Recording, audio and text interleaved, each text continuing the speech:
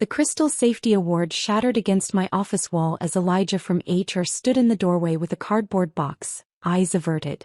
Behind him, Austin Pierce, Harvard MBA, 29 years old, suit worth more than my mortgage, was already measuring my office like he owned it. I'm Jasmine Foster, 49, and I've kept Westfield Rail Transport's locomotives from killing passengers for over 2 decades. I started as a mechanic's apprentice in 2001, third shift, grease under my nails, learning every bolt and bearing the hard way. No Ivy League. Just experience earned in engine rooms where mistakes cost lives. By year 4 I wasn't just fixing problems, I was preventing them. William Fletcher, the old maintenance director, saw it. "You think like these machines think," he told me. When he retired in 2009, I stepped into his role at 33, Director of Maintenance Safety, no MBA, but I knew every locomotive model and every FRA regulation like they were part of me. If you're new here and enjoying these powerful stories, make sure to hit that subscribe button and stay tuned for more. Let me know in the comments what part of today's story touched you most. Because those rules? They're written in blood. And I treated them that way. I built real relationships. With inspectors, regulators, crews. Not to manipulate, but because trust makes compliance work. I remembered their kids' graduations, attended weddings, sent condolences. In return, they trusted us. Shared early warnings on audits, insights on upcoming regulations. We became the gold standard. 0 mechanical injuries, minimal violations, while competitors racked up fines. And then this morning it all came apart. Top of his class at Harvard, Elijah mumbled. "The board wants modern leadership." 23 years of stopping disasters, saving over $200 million, knowing every inspector by name and every failure mode by sound. And they handed it to a kid who couldn't tell a brake system from a coffee grinder. Austin walked in like he'd invented safety. "Predictive algorithms," he said. "Resource optimization." His shoes had never seen oil. His hands had never felt a bearing fail. "The nameplate comes off easy," he said, touching my door.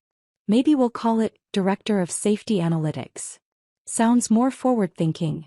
I didn't answer. I just picked up my logbooks, 23 years of notes, knowledge no database could hold, and walked out. Without saying a word, I opened my desk drawer and pulled out my maintenance logbooks. 23 years of handwritten technical notes about every critical repair, every near-miss incident, every lesson learned through experience.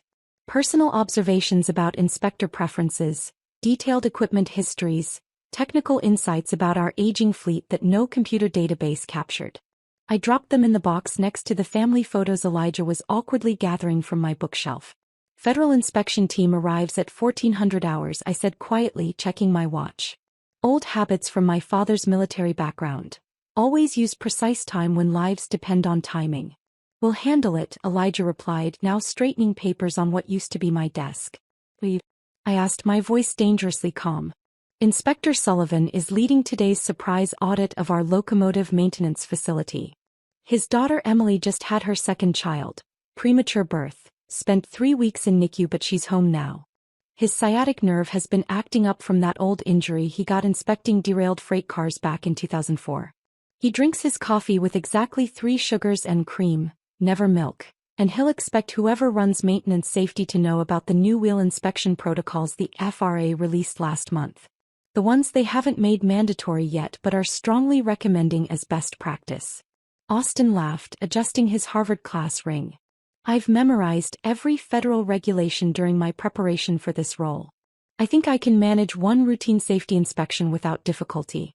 I nodded once, dropped my security badge on top of the box, and walked out of the office I'd occupied for 14 years. The entire maintenance floor went silent as I passed through the main workspace. Nina from scheduling covered her mouth with both hands. Robert from the diesel shop stared at his steel-toed boots like they contained ancient wisdom. Gregory from the electrical maintenance department just shook his head slowly, eyes closed. Not one person said a word, but every face told the same story. They knew exactly what was about to happen. See, what Austin and the board failed to understand was that maintenance safety in rail transportation isn't about memorizing federal regulations. It's about understanding that every protocol, every inspection interval, every seemingly minor technical requirement exists because somewhere at some point, people died when it wasn't followed correctly. My crews on the floor understood this reality.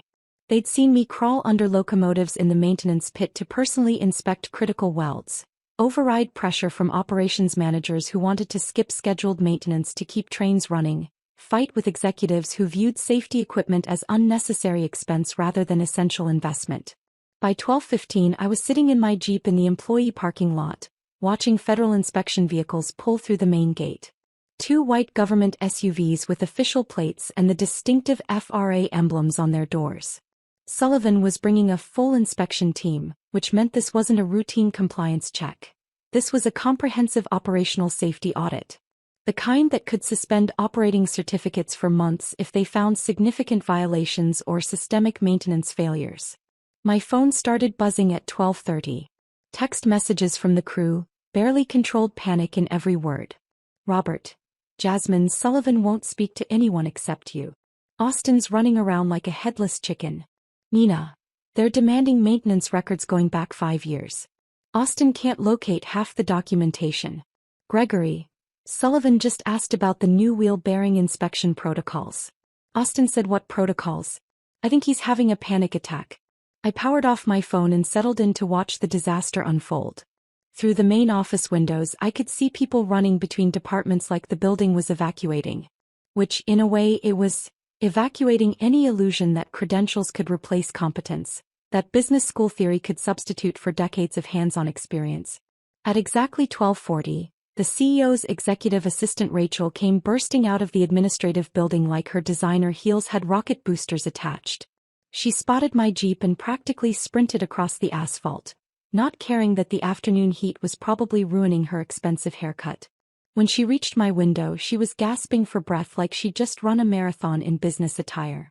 Jasmine, please, she panted, hands pressed against my door like she was afraid I'd drive away.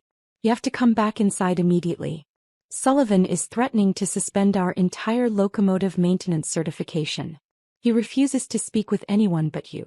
Austin tried showing him his Harvard credentials and Sullivan literally told him that diplomas don't fix brake systems. I checked my watch, letting the silence stretch uncomfortably. How's that MBA working out for everyone? If you've ever been thrown under the bus by people who valued pedigree over proven expertise, you understand exactly how this moment felt. That instant when they suddenly realize they've made the most catastrophic mistake of their professional lives. Pure vindication doesn't begin to describe it. Sullivan gave us exactly 15 minutes to get you back in that maintenance facility, or he's issuing a critical safety finding and recommending immediate operational suspension pending comprehensive facility review, Rachel continued, sweat visibly beading on her forehead despite her expensive makeup. Do you understand what that would do to our operating schedule? Our insurance liability? Our federal operating certificate?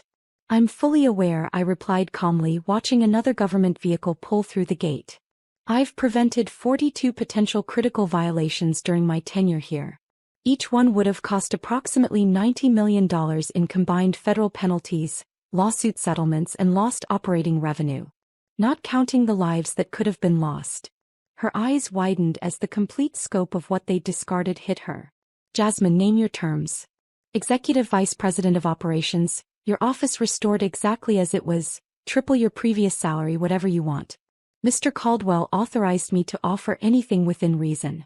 I stared through the windshield at the locomotive maintenance facility, thinking about all those years of 3 a.m. emergency calls about mechanical failures, weekend safety drills that most executives never attended, budget battles with finance people who saw proper maintenance as expense rather than investment in passenger safety. Tell me something, Rachel. Was it Caldwell's idea to replace me, or did the board force this decision? Board Chair Helen Westbrook led the initiative, she admitted, her corporate mask cracking to reveal genuine fear underneath. She kept insisting we needed modernization in safety management. Someone with contemporary academic credentials who understood advanced analytics and could interface with regulatory agencies at what she called an elevated professional level. Her air quotes around elevated professional level made me want to scream.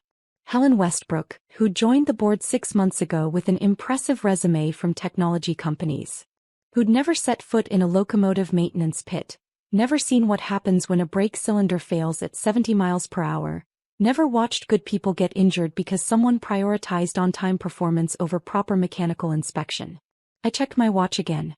11 minutes until Sullivan issued that suspension recommendation and our insurance carrier started asking very uncomfortable questions about why we terminated our maintenance safety director on the exact same day we failed a major federal audit. Here's what I want, Rachel. Executive Vice President of Operations and Safety with direct reporting line to the CEO, bypassing all middle management. 85% salary increase. My office restored completely including all my personal reference materials.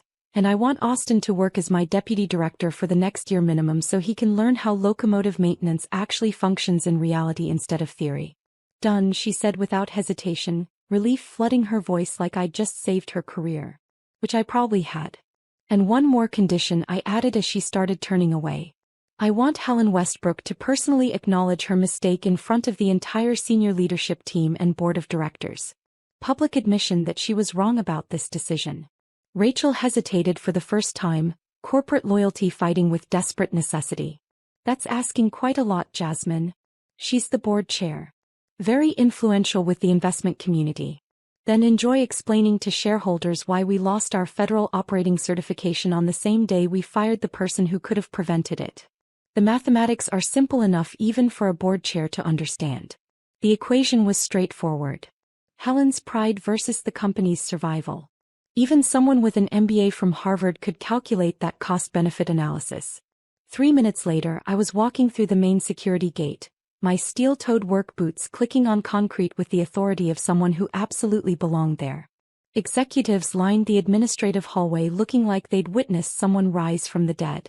Their mistake was about to become a very expensive education. Sullivan sat in conference room B, arms crossed, 3 junior inspectors beside him looking like they'd rather be anywhere else on earth. The moment he saw me walk through the door, his stern expression softened just enough to communicate we were still operating on the same professional wavelength. Cutting it close, Jasmine, he said, checking his government-issued watch. Traffic on Route 94, I replied with a slight grin. How's Emily doing?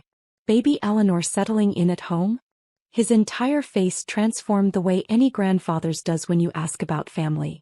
Still not sleeping through the night, but she's healthy. Emily says Eleanor has my stubborn personality already. Refuses to sleep on any schedule except her own. Smart genetics. Tell Emily congratulations again from me. If she needs any recommendations for pediatricians, Dr. Andrea Yates at Children's Health Center is exceptional. She took care of my sister's kids. Sullivan nodded appreciatively, then his eyes shifted to where Austin stood clutching a tablet computer, hands visibly trembling. The kid looked like he was facing execution instead of a safety inspection. Your replacement here attempted to explain the new predictive maintenance software you'd allegedly implemented, Sullivan continued, his voice taking on that flat tone federal inspectors use when they're not buying what you're being sold. Said you'd installed advanced failure prediction algorithms across your entire locomotive fleet. I nodded, pulling up actual documentation on my phone. We have, Sullivan. But only for our newer Siemens Charger locomotives, and only after completing the pilot program your department approved last quarter. The older F40PH fleet is still on traditional time-based maintenance schedules pending evaluation of the algorithm effectiveness. Full fleet implementation is Phase 2, scheduled after the new federal guidelines are finalized next spring. Sullivan raised an eyebrow, genuinely impressed. You've been monitoring the regulatory development process. I provided technical commentary on those Phase 2 guidelines, I said. Submitted detailed feedback through the American Public Transportation Association Working Group back in April. Specifically addressed concerns about algorithm reliability in older locomotive models. What Austin didn't understand, what no business school teaches, is that regulatory compliance isn't about memorizing current requirements.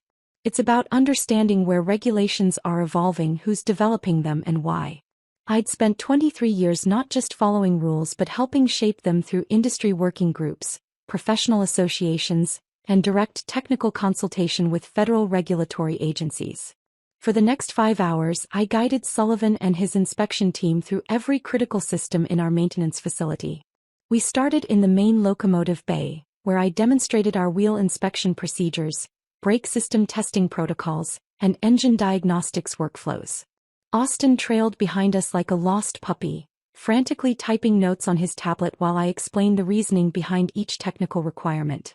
This bearing replacement interval seems conservative, noted Inspector Franklin, one of Sullivan's team members. Manufacturer specifications allow for 60,000 miles between inspections. We replace at 45,000, I explained, pulling up maintenance history data on the diagnostic computer. 2 years ago, we had an incident where manufacturer specifications would have been inadequate. Bearing showed signs of degradation at 52,000 miles, well before the recommended replacement interval. Investigation revealed that our operating conditions, frequent starts and stops on commuter routes, created more stress than the manufacturer's testing anticipated. Franklin was scribbling detailed notes. What was your response protocol? Immediate inspection of all similar bearings across the fleet, regardless of mileage. Implemented new monitoring procedures to detect early degradation patterns. Cost us $400,000 in parts and labor, but prevented what could have been a catastrophic wheel failure with passengers aboard. Sullivan nodded as I spoke. This was exactly the kind of proactive safety thinking that kept federal inspectors from digging deep into your operations looking for violations. When they see you're already thinking ahead of potential problems, they focus on documentation verification rather than hunting for failures. We moved systematically through the facility. Diesel engine maintenance bays, electrical systems workshops, brake testing stations, emergency equipment storage. At each location, I introduced Sullivan to crew members by name, asked about their families, demonstrated that I knew not just the technical requirements but the human element of safety management. Hey Robert, I called to our senior diesel mechanic as we passed the engine overhaul area. How did your daughter's volleyball tournament go last weekend? They took second place in state, Jasmine. Coach said your recommendation letter for the scholarship program really helped. She's being recruited by 3 universities now. Sullivan observed this interaction with the kind of approval that can't be faked. He'd seen plenty of safety directors who knew regulations but treated workers like interchangeable parts. The difference between compliance and genuine safety culture isn't something you learn in a classroom. Austin, meanwhile, was receiving a real-world education in how industrial relationships actually function. When we reached the brake system testing bay, I pulled out specialized diagnostic equipment he'd never encountered before. Pressure transducers, pneumatic flow analyzers, emergency brake response timers. Each of these diagnostic units costs approximately $25,000, I explained, handing him a brake cylinder pressure gauge. But they're completely useless if your maintenance personnel don't understand what the readings actually mean in operational context. Austin stared at the gauge like I'd handed him technology from another planet. We should just follow the manufacturer's diagnostic procedures exactly as specified, right? That's basic troubleshooting, not diagnostic analysis. Robert, show him the real procedure. Robert activated the brake system test sequence, and within seconds he was interpreting pressure readings, identifying potential issues, and explaining how different failure modes present different diagnostic signatures. This was knowledge earned through years of hands-on experience, not downloaded from a manual. Sullivan was taking extensive notes, but I could tell his inspection was shifting from critical evaluation to professional interest. His questions evolved from probing for violations to understanding our methodologies and best practices. That's when you know a federal inspection is going well. When the inspector starts asking how you achieve results instead of whether you're meeting minimum requirements. When we finally completed the facility inspection, Sullivan gathered his team for their preliminary assessment.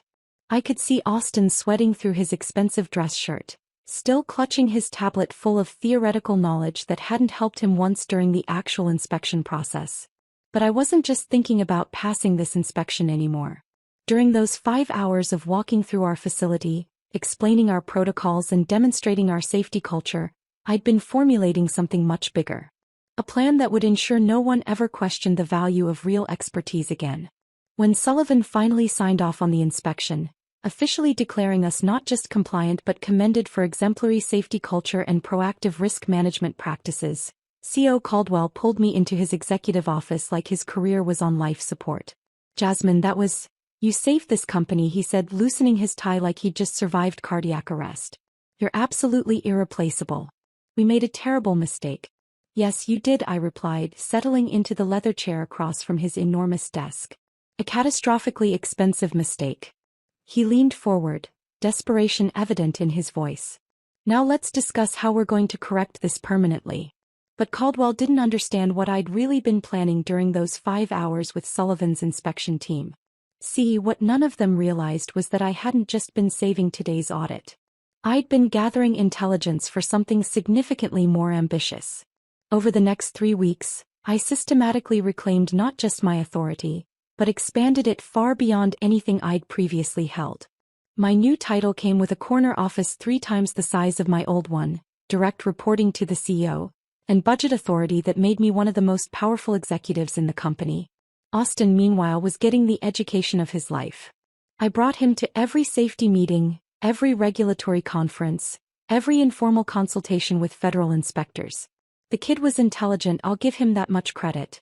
By week 4, he'd stopped mentioning Harvard and started asking the right questions about how professional relationships in regulated industries actually work. Why did you remember Inspector Franklin's concern about air brake reservoir maintenance from 2 years ago? Austin asked after one particularly technical meeting with federal officials.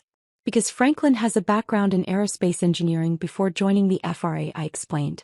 When an inspector with that kind of technical depth raises even a casual concern, you pay attention and document it. That passing comment saved us from a major violation during today's inspection. Austin was typing notes like his entire career depended on it. They definitely didn't teach relationship intelligence at Harvard Business School. No academic program can teach 23 years of trust building and technical credibility, I said. But you can learn it in a year if you pay attention and check your ego at the door. One evening, working late in my restored office, I assembled the final pieces of my actual plan. See, during my years of building relationships with safety inspectors across the entire Midwest Rail Corridor, I'd learned something valuable about how information flows. When you're trusted by regulatory professionals, they sometimes share concerns about other companies. Concerns that intelligent operators pay very close attention to. I pulled up my secure files and began composing the email that would change everything in our industry. During my 2 decades of relationship building, I documented serious safety violations at our 4 largest competitors: Summit Rail Services, Lakefront Transportation, Continental Express, and Velocity Rail Systems. Violations that federal investigators had been quietly building enforcement cases around for months. Violations I'd learned about through professional conversations with inspectors who trusted me enough to discuss industry-wide concerns. The next morning, I called an emergency meeting of the board of directors. Helen Westbrook walked in looking like she'd rather face a firing squad, flanked by executives who couldn't make eye contact with me. Several board members looked genuinely uncomfortable, aware that they'd supported a decision that nearly destroyed the company. I want to discuss our competitive position in light of recent regulatory developments. I began, distributing sealed folders to each board member. Helen opened hers first, and I watched every trace of color drain from her face as she read. "What exactly am I looking at, Jasmine?" she asked, her voice barely above a whisper. "Evidence that our 4 largest competitors have been systematically violating federal safety regulations while bribing mid-level regulatory officials to overlook critical maintenance failures," I replied calmly.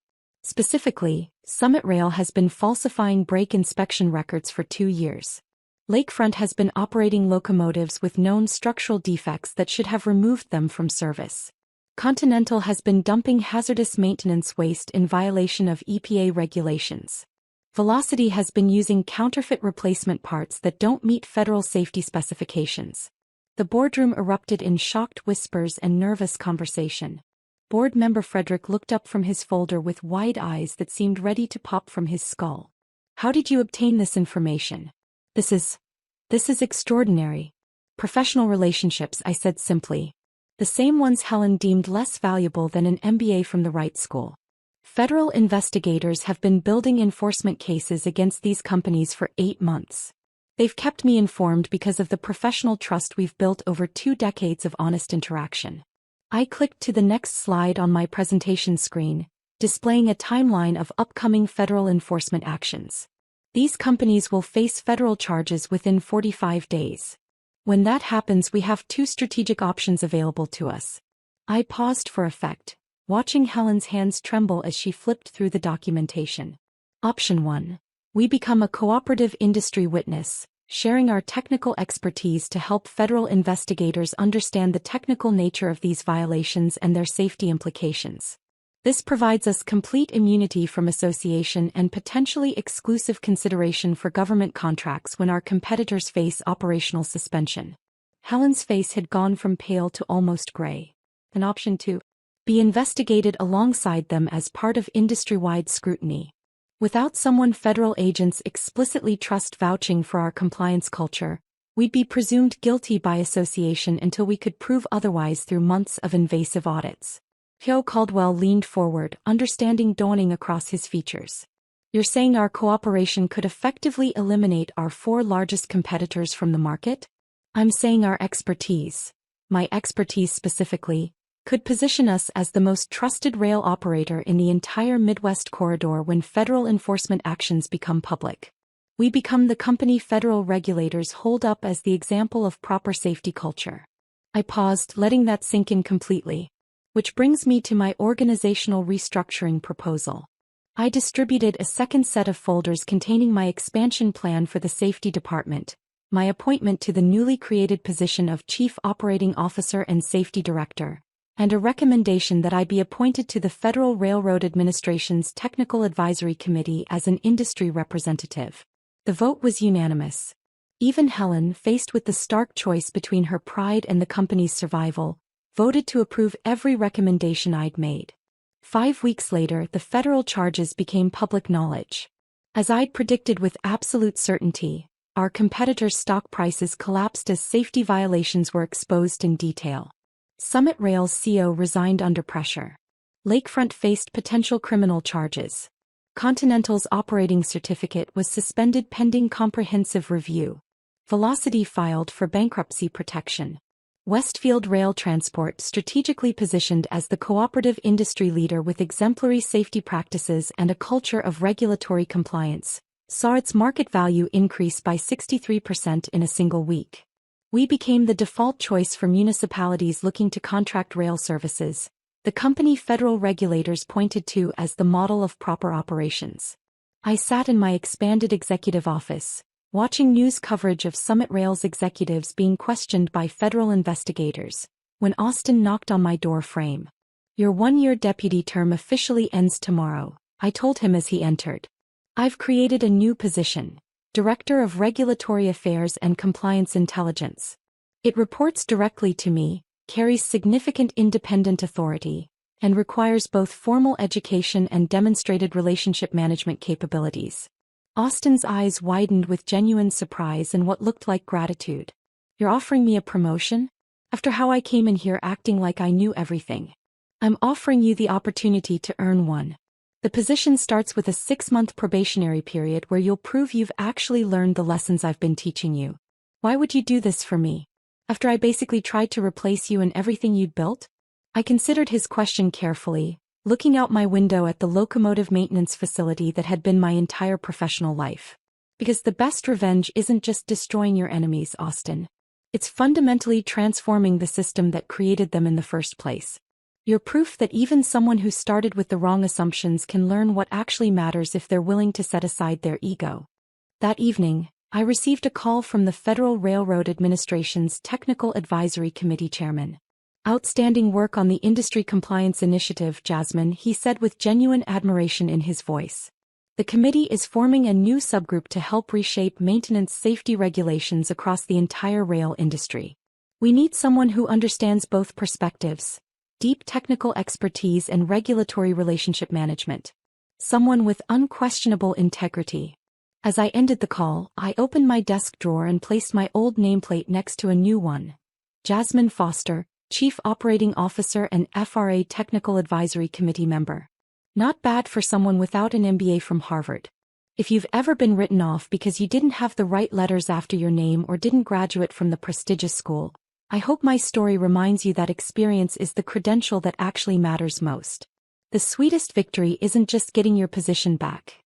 It's proving that genuine expertise cannot be replaced by credentials alone. Sometimes the best revenge is demonstrating exactly how much they never understood what you were truly worth. And sometimes, it's using that moment when they realize their mistake to build something even bigger than what you had before. To transform not just your own position but the entire industry around you. I learned something important through this experience.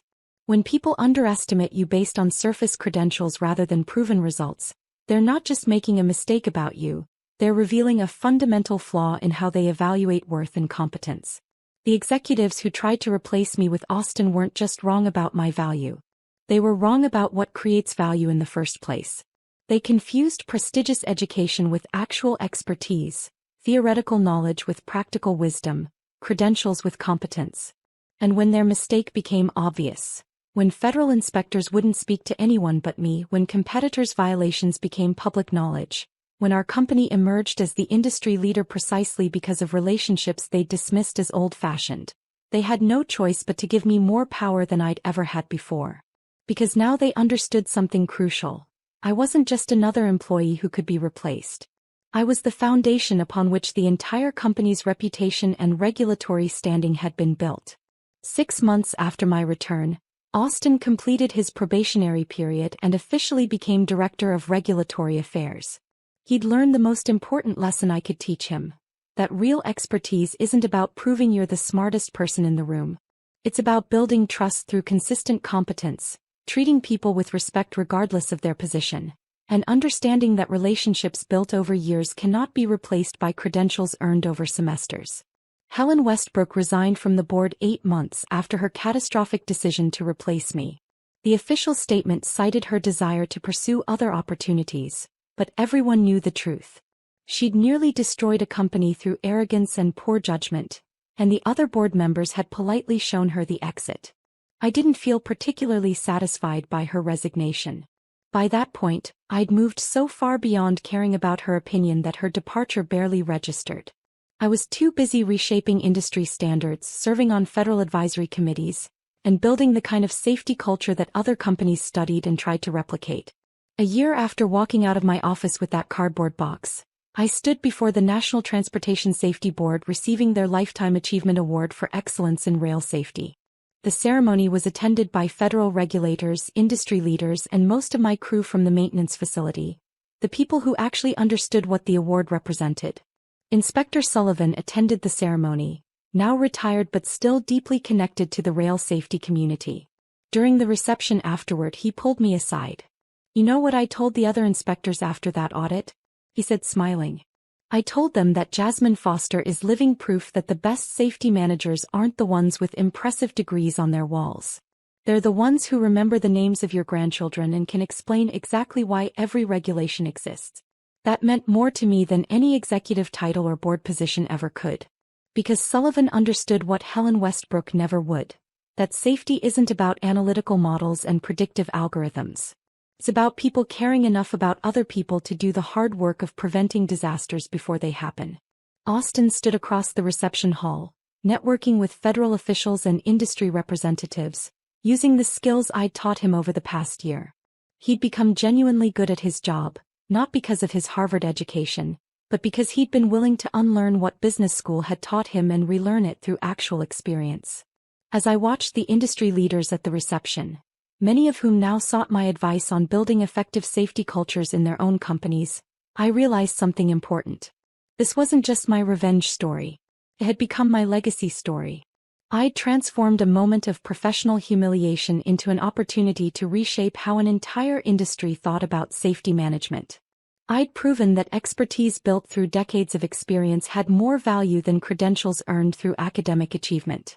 And I'd created a pathway for others like me, people who'd built their careers through competence rather than pedigree, to be recognized for their actual worth. The executives who'd tried to replace me had unknowingly given me the greatest gift possible. They'd forced me to demonstrate my value so decisively that no one could ever question it again. And in doing so, they'd given me the platform to build something that would outlast any single position or title.